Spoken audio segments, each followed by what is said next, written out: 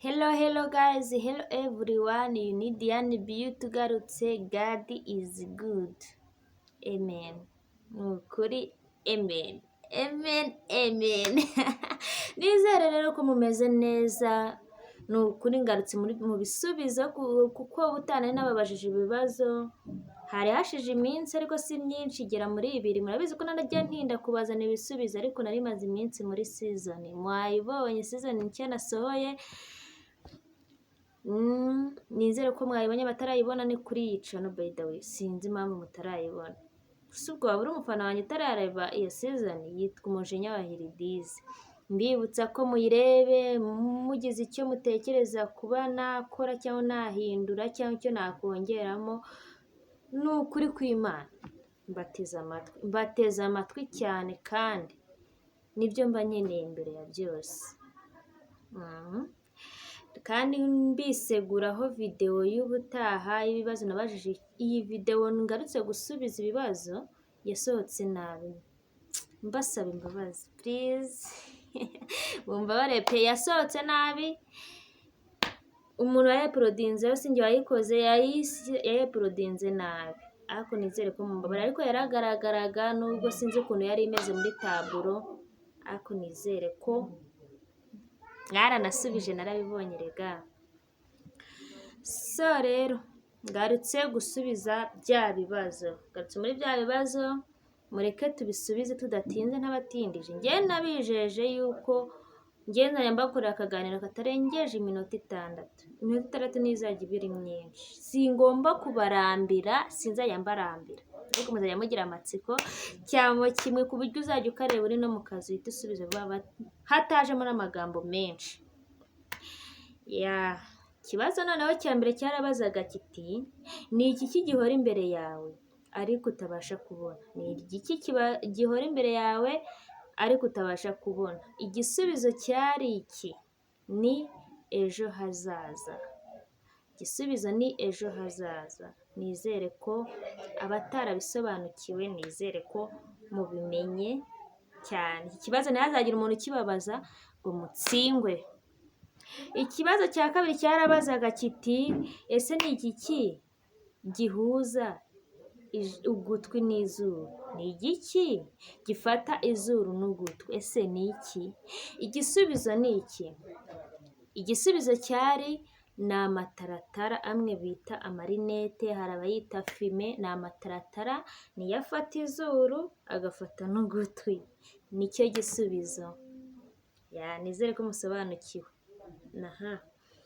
Ikibazo cya gatatu cyarabazaga kiti winjiye mu cyumba kirimo akabiriti, akatadowa na buje.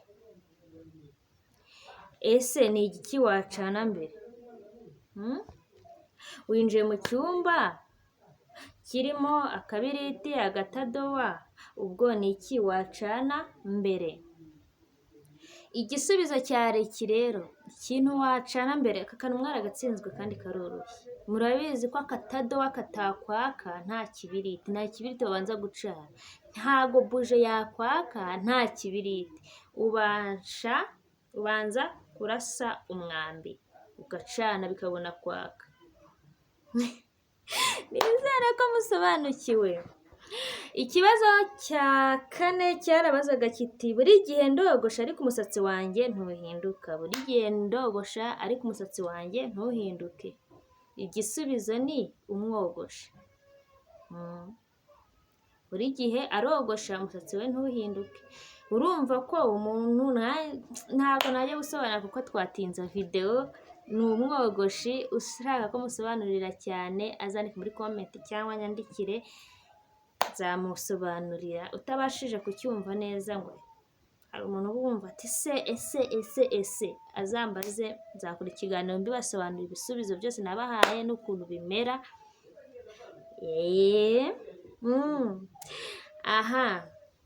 Twari turi ku kibazo cya 4 tugiye ku cya 5. Mfite amenyo manini ariko simbasha kuruma. Guys, aka kabazo ni nko kunywa amazi, karoroshye. Mana yanjye koko mfite amenyo manini ariko simbasha kuruma. Cyo ni igiki? So igisubizo cyari igisokozo. Murabizi nicyo gifite amenyo manini ariko ntikijya kibasha kuruma. Ikibazo cya gatanu nizere ko mugisobanukiwe. Mfite amenyo manini ariko simbasha kuruma, singira n'ikintu na kimwe naruma. Igisubizo ni igisokozo. Tugende ku kibazo cya gatandatu. Ikibazo cya gatandatu kirabaza kiti mfite imfunguzo nyinshi ariko nta muryango n'umwe mfunguye. Ese ubwo ni iki we? Ikibazo cya gatandatu cyari mfite imfunguzo nyinshi ariko nta muryango n'uyu n'umwe ngira mfungura. Muzi icyo ari cyo? Ni piyano. Piyano niyo igira imfunguzo nyinshi ariko nta muryango igira yabasha gufunguramo. Abacuranga piyano barabizi neza. Nizere ko musobanukiwe ibibazo nababazaga, mwumvishe n'ibisubizo.